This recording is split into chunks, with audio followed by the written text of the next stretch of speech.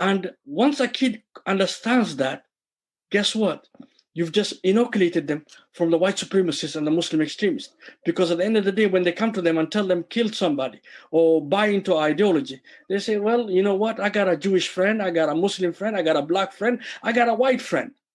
That's why I go into classes and I tell the white kids, stand up and say, I'm white and I'm proud. The same way I tell the black kid, the Hispanic kid, the Asian kid, the Jewish kid, the Muslim kid, and every other out there. And the reason why is because we want to be the first people to tell them, you are who you are, and we love you for what you are, because diversity is our strength. It is what built our democracy. It is what will build our future. And diversity is what we promote. That, my friends, is just a small snip of this week's interview with Mohamed Ahmed, founder and creator of AverageMohamed.com. We're going to talk all about how he's using AverageMohamed.com to promote peace and stamp out violent extremism. So stick around for this episode and let's cue the music.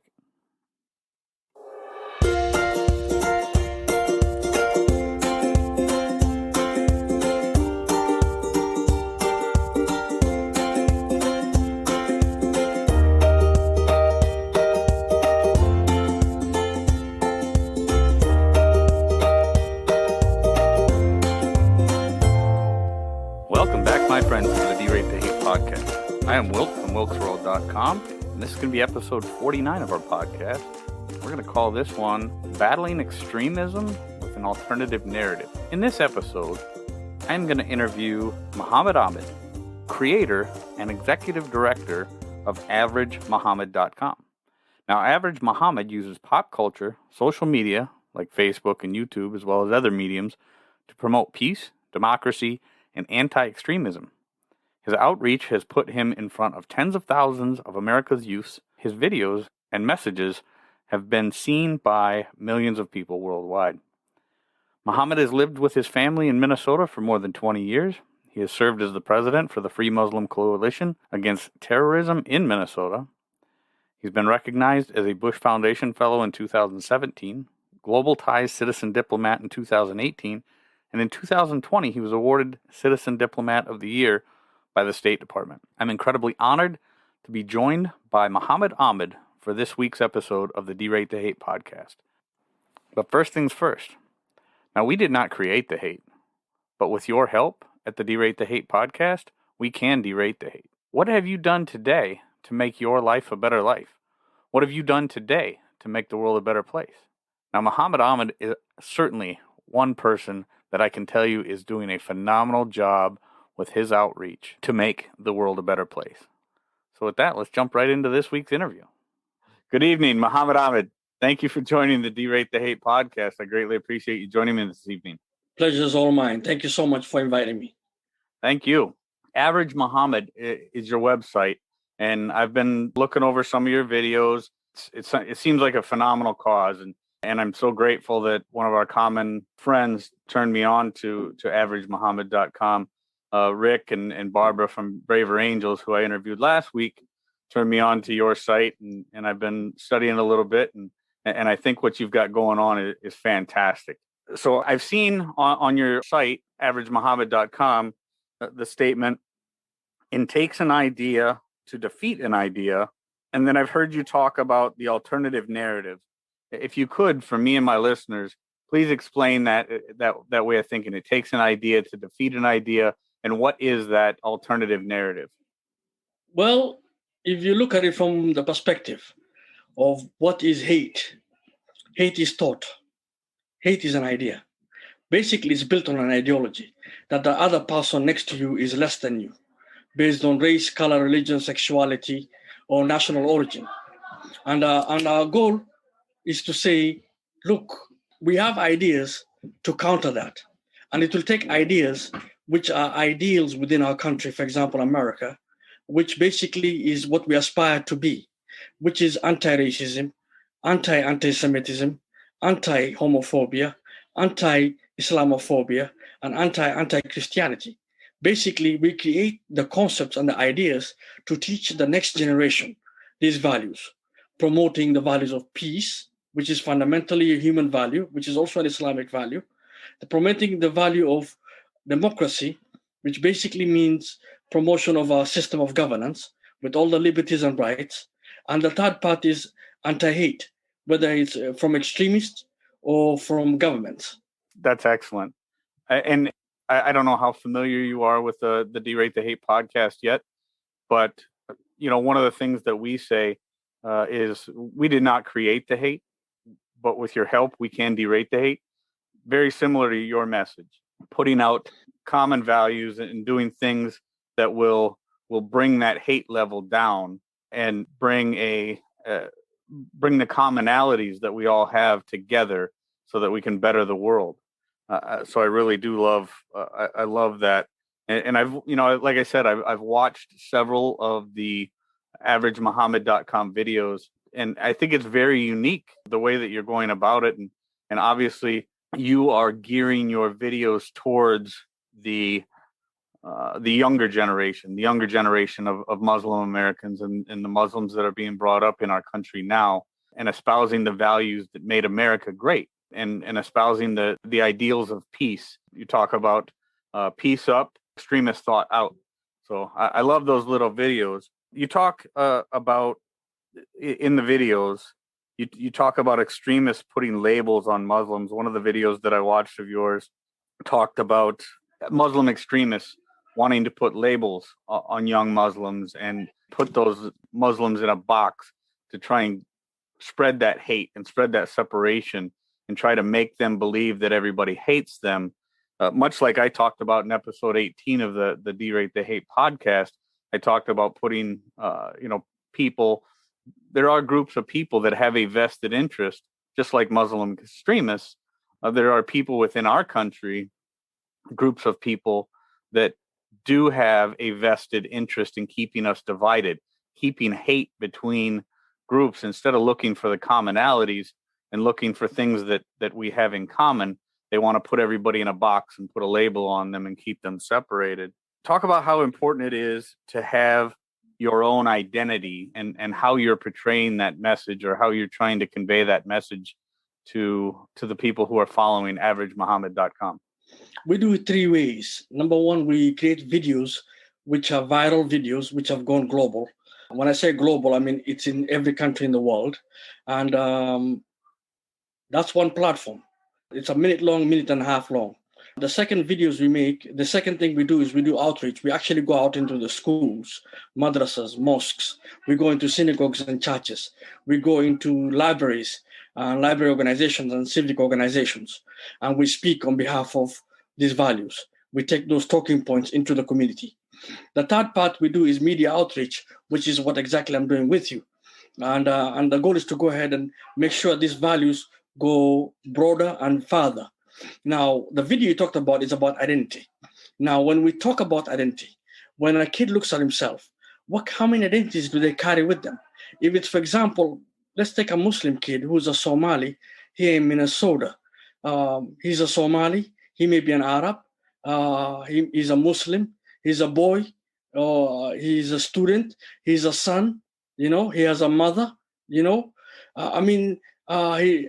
so many identities which describe him. He may be straight, you know what I mean? So what happens is these are all identities that exist within a human being. And once you go to an exclusive identity, which is basically what white supremacy does and what the Muslim extremists do, is say, look, we are superior and all the rest are inferior, so it's legitimate to kill them or destroy them or subjugate them or try to deny them rights or infringe on their rights. When a kid understands that diversity exists within themselves, then they understand that there is a greater diversity within our society, irrespective of religion, irrespective of sexuality, irrespective of national origin, irrespective of race or creed. And once a kid understands that, guess what? You've just inoculated them from the white supremacists and the Muslim extremists. Because at the end of the day, when they come to them and tell them kill somebody or buy into ideology, they say, well, you know what? I got a Jewish friend, I got a Muslim friend, I got a black friend, I got a white friend. That's why I go into classes and I tell the white kids, stand up and say, I'm white and I'm proud. The same way I tell the black kid, the Hispanic kid, the Asian kid, the Jewish kid, the Muslim kid, and every other out there, And the reason why is because we want to be the first people to tell them, you are who you are, and we love you for what you are, because diversity is our strength. It is what built our democracy. It is what will build our future. And diversity is what we promote. That is such a phenomenal point. The fact that not only is it just diversity among different groups, but there's great diversity amongst each of us as individuals. There should not ever be a situation where only one thing defines me and only one thing about you defines you. Like you said, you're not only a Muslim, you're a father, you're a husband, you're a Somali. There's plenty of things about you the same way there is about me. White, male, husband, father. There's so much that defines us as a person, and so much more about each of us that we have in common with others, rather than just being defined by our color. Just you being defined by being Somali, or you being defined as a Muslim, or me being defined as white, or me being defined as a Christian. There's so much more to our individual identity than the small boxes that the extremists try to put on us. So I love the fact that you are bringing up that point, because it is such a phenomenal point to make, and such an important lesson for the youngsters in our lives to learn that, so that we can have peace among people. Despite our differences, we probably all have a lot more in common than we do have different between us. Let me tell you what every average person out there wants. I'm Average Mohamed organization. And you know what we want? A freezer full of food, healthcare for our children, education for our children. I want to pay taxes so I can have better roads, so I can pay for the police, the federal government, and all the good things that come from them. I want to build my country. I want a nice job, a livable job, something professional which gives me satisfaction and dignity. I mean, this is all what humanity wants. And I want freedoms, liberties, and rights. Let me be me. Let you be you, without hate, without extremism, without coercion of terrorism, which is violence. This is values which majority people believe in across the world. Across the world. Absolutely. It is a minority that is pushing us into the divides. You, me, different. Different is good. It should not make us enemies. It should make us explorers. I want to know more about you. What's your Christian faith? How do you handle this? How do you handle that? What do you think of this? At the end of the day, we'll have more in common than we do have differences. Oh, that's absolutely right. That's absolutely right. When I look at somebody, when I meet Muhammad on the street, I'm not just automatically thinking, well, this guy's a Muslim and there's nothing that we could possibly have in common, so I hate you. But there are people, there are definitely groups and individuals. But like you said, those are the minorities. Those people that believe that you are defined by that one part of you, and I'm going to hate you because of that one part of you. I do believe that is the minority. I do believe that we live in the greatest country in the world, and just like your value system, the things that you want in life, those things are the exact same things that I want in life. So again, just because you're a Somali Muslim and I'm a white Christian, we are not defined by those and those things alone. We do have much more in common than we have not in common. So that's such a phenomenal point to make. And I love the fact that AverageMohamed.com is, again, conveying that message to the children and doing such a good job. Now, I understand that you've done a ton of outreach, and a lot of your outreach is geared directly towards children. How many children, I don't have the numbers in front of me, but one of the videos that I had seen talks about the number of children that you have actually had an opportunity to speak to and convey that message to. And how has that gone for you? What kind of feedback are you getting on that outreach? We've spoken to tens of thousands of kids. In the last 7 years, I think 50,000 kids. That's a lot of engagements. And across the country and across the world. On social media, we've reached tens of millions of kids. And the goal is to say simple. These are our values. It takes an idea to defeat an idea, as you started with the conversation. And these are our ideas. These are our ideals. These are our values. And it seems like the minority we're talking about who hate are very vocal and they're acting. You can look at what's happening to our Asian American community today in America. You know, the Asian violence, which has been directed to them because of the COVID-19 virus. In the last year alone, the FBI reported 150% increase in hate against Asian Americans. This is physical violence. We're not talking about the insults, the denials, and the subjugations that other people try to put to them. And unfortunately, this minority take up a lot of our airspace. And now they have platforms. They have media engagements. This year is proving to be the most successful year for white supremacists to leaflet across America. They have doubled their efforts. And Al-Qaeda and ISIS makes about 12 to 15 videos a month to try to reach our youth. So there is this platform. There is media generated to that. There is people actively recruiting our kids. And our goal is to say, look, we will compete. Our values are superior. Majority of us believe in this. Let's get the minority. Let's talk to them. Let's engage them. Let's have a discussion. Let's open up the avenues of the marketplace of ideas. Because at the end of the day, our democratic process is better. Our values of peace is even better. Our values of anti-hate makes us live in a better world because we can get into the corporate world. We can get into the military. We can get into the federal agencies. We can get into the marketplace and survive and succeed. Because this is what is needed today in the modern world for you to advance. When you are exclusive and you hate, you've limited yourself. And if that ever comes out, people don't want to associate with you. There's a risk factor to it. And if you go violent, you're looking at jail time or death. This is not something which we want for our youth. Oh, absolutely not. No, that's a very good point. And that is one of the things that I talked about in last week's interview with Rick and Barbara is the fact that minority does seem to be, and whichever hate group it happens to be, but those hateful people do seem to have, in a lot of cases, have the loudest voices.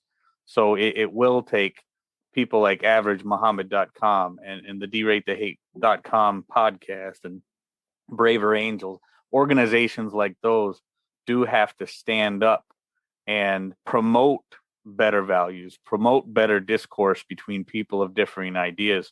And I think that message has to be put out there. And you're right. That message will always be a better message for our youth, because the ideas of peace and freedom and loving one another as we love ourselves, that has to be the main message. Now, I watched your one video, A Muslim in the West, in which you talk about embracing the new ways of the West and maintaining the old ways of Islam and having the best of both worlds. I think that's an incredibly important message, too, that you convey to the young people and to the people of the Muslim faith as more Muslims emigrate to the United States and to the Western world. Now, it also, that makes me think of, and I actually saw you bring this up in another one of the videos, it makes me think of our motto, E pluribus unum, of many one. So expand on how this works, because there's a lot of people, I'm going to be very honest with you. I do not know much about the Muslim faith. I do know from sitting here having a conversation with you, you and I have very similar values, but how does, like you talked about in that video, bringing the new ways of the West home and teaching it to the old people of the old ways in the Muslim faith, and then also being able to embrace the old ways of the Muslim world at home and embrace the new ways of the West when you're in public or in a Western setting. How does that work? Well, it's simple. We believe in secular democracy. And the reason why I believe in secular democracy is because the majority cannot enforce their religion, their faith, or their creed on me. As a minority, this is very powerful. This is one of the most powerful things in our society. At the same time, too, we as a minority cannot enforce our ways on the majority. Now, when you come out into the public, you go to schools, you go to the malls, you go to work. These are secular settings. I'm a Muslim. Our women wear the hijab. but you will walk with people who don't wear the hijab. You will go to malls and you'll see women wearing miniskirts instead of the long dresses which we are prescribed to do, you know. And so we pray 5 times a day at home. But then again, when you go outside, not everyone else does the same thing. Now you have to find a balance between the two. And the reason why is secularism does not mean abandonment of our religion. It just means that we can't enforce it on others. And more importantly, we have to tolerate others being different than us. That is very important. That's the issue that most people who joined Al-Qaeda and ISIS were having a problem with, because they wanted to be a better Muslim. Guess what? The best of Muslims live in the West. You know why? Because we have freedom of religion. We have freedom of religion. We build mosques. We pray 5 times a day. We pay our zakah, meaning that we pay alms to the poor. We fast during Ramadan. We can pray in our mosques, during Ramadan. We are allowed to travel to go make Hajj, and these are important things. And so these freedoms exist here. You can go to China, where there's a concentration camp for Muslims, and basically re-education camps. Basically they don't want people to be Muslims.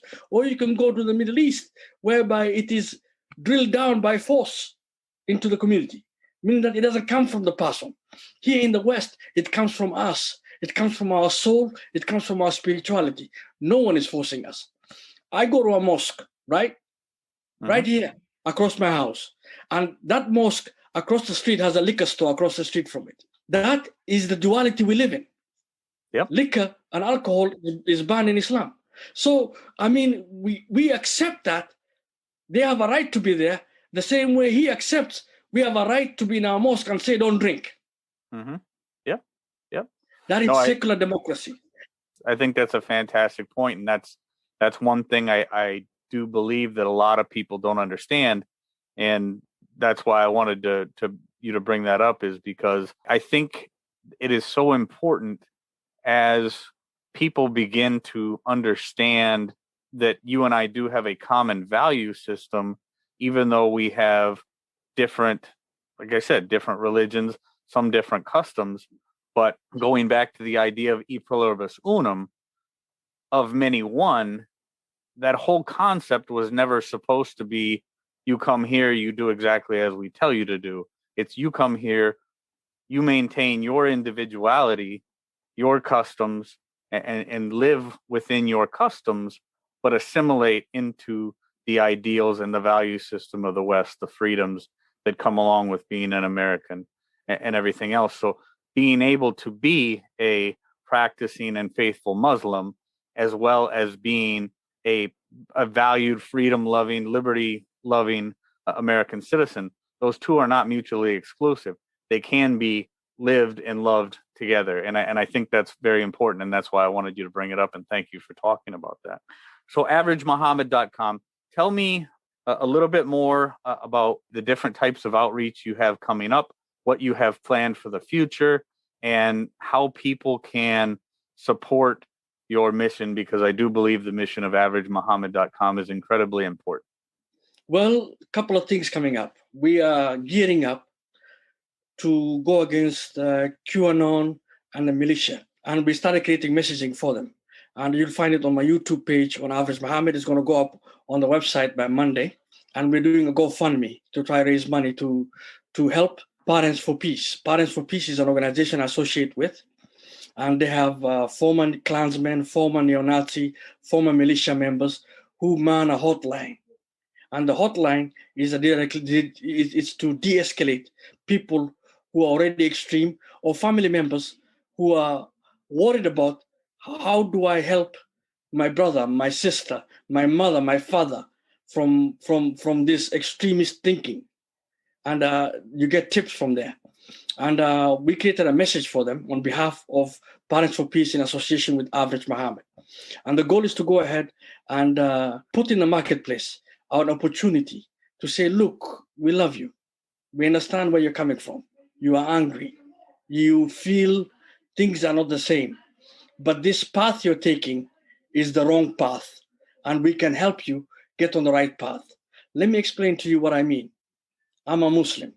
After September 11th, We went through things as a community, and we don't want our white community going through the same things. Let me tell you something. When the government comes to your house, when the surveillance on your phone, your car, your home, when they come to your workplace and start talking to your coworkers, when they come and you become violent and they start building a case against you, this is harming your community, this is harming your family, this is destroying your credibility within our society. You don't want that in your life, and No. we can help you. We can help you from getting there. And the goal is to say, look, these are the good guys, the FBI and the Department of Homeland Security, but at the end of the day, we don't want them dealing with you. No. We prefer we talk, compensate, and talk, and get you to a point whereby you start seeing people who are different: the gay, the brown, the white, the Christian, the Jewish, as people who you can accept. This de-radicalization process is not just meant for Muslims who are on the path of extremism, but also for non-Muslims or people who are believe in QAnon and anything along those lines, whether it's the militia system or the 3%ers, the Oath Keepers. There's a cornucopia of them. The Ku Klux Klan. We want to help you. We want to bring you back into the fold. We want to make you mainstream again. So Parents for Peace is an organization. I just want to be clear. Parents for Peace and Average Mohamed are teaming up to, like you said, counter extremism of any kind, not just Muslim extremists, but extremism of any kind. And you said there's a hotline and there's information on averagemohamed.com that people can get involved with that. Parents for Peace. Parents for Peace created a hotline, and the hotline is up and running right now. And if you can go to YouTube, you will see the Average Mohamed video made for QAnon. I wish I could have told you in advance, you'd have played it. We're trying to reach out. We'll create a series of videos, and it's kind of dicey right now on social media because they don't want anything to do with QAnon, whether it's pro or against, on social media. So they kind of ban it. So it'll be a bit more difficult to get it out there. But we're doing a press release on Tuesday. By Thursday, we'll be done. And we're doing a lot of media engagements. We're engaging the media now to get that word out. I'm helping Parents for Peace. Parents for Peace are the ones who set up the hotline. And my goal is, look, we don't have much money. We are organizations who are resource-starved. Our country prefers law enforcement and war means to deal with these issues. And we're telling them, especially our government, there's a third path. There is civil society. When your citizen becomes your voice, it is more powerful than what a government agency can do or what a government agent can do. Because at the end of the day, it is us citizens talking to citizens, and that is what democracy is about. It's about power of the people, for the people, by the people, as Lincoln taught us. And if we are part of the people, it is our duty and our responsibility to go out there and increase our flock into the American ideals, into a democratic process, into anti-extremism. Very good. I think that's exactly right. The grassroots efforts, the getting out there as individuals, that very much ties into the Derate the Hate podcast. Exactly what we try to do, bettering the world one attitude at a time. You as an individual getting involved, me as an individual getting involved, speaking our word to other people, getting them involved, understanding and getting them to understand the ideals of peace and freedom and just overall cohesiveness and not focusing on the differences between Wilk and Mohamed, but focusing on the commonalities and the value system that we have in common. Could not be more important. We are Americans. That's the beautiful. We're both Americans. That's exactly right. We're Americans. And the American ideals of individual liberty, freedom. It's what made this country the greatest country on earth. And it's what will continue to make this country the greatest country on earth. But you're very, very right in what we have to do is not allow that minority of extremists, whether they be Muslim extremists or white supremacists or whatever extremism there is, we cannot allow or we cannot continue to allow them to have the loudest voices. We have to stand up and make our message the better message, make sure that the youngsters that are coming behind us that will be the future of this country, making sure, and the future of the world, This is not specific to the United States. Making sure the youngsters all around the world know that extremism and violence and terrorism, whatever form it takes, is not the way to go. So I thank you so much, Mohamed, for the message that you're putting out there. I think it's very unique the way that you do it with the little videos, and I like them. I've enjoyed them immensely so far, the ones that I've watched, because I do think that the message that they're putting out is so important. Is there anything else that you would like to, as we wrap up the interview, is there anything else? Now, I'll definitely put links to averagemohamed.com and Parents for Peace and whatever other material you would like me to put, I'll put it in the show notes. Is there anything else as we wrap up this interview? Is there anything else that you would like to share with the listeners of the Derate the Hate podcast? I want to say I'm very proud of you for doing the podcast, because it's very important what you're doing. It is very valuable. So thank you so much for it. Well, thank you. Thank you for joining me.